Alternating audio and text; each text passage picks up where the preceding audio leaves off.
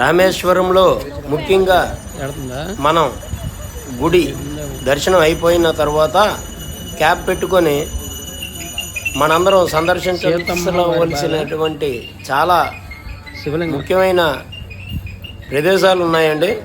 అందులో ముఖ్యమైనది సీతమ్మ వారి బావి. ఆ బావి యొక్క విశిష్టత ఇంచుమించు అందరికీ తెలిసి ఉండొచ్చు, కానీ నేను వీడియో రూపంలో అప్లోడ్ చేస్తున్నానండి.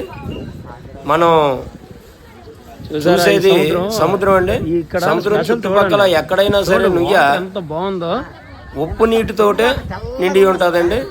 అలాంటిది సముద్ర మధ్యం అంటే సుమారు 20 నుంచి 30 అడుగుల లోపలికి బ్రిడ్జి ఉంది. మీరు చూస్తుందంతా సముద్రం అండి.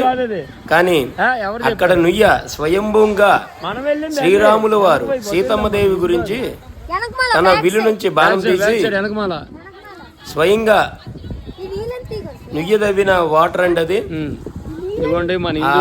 సీతమ్మదేవి వారు సేవించారని ఒక పురాణ కథ ఉన్నదండి. దాని ఆధారంగా మేము పెడుతున్నాం.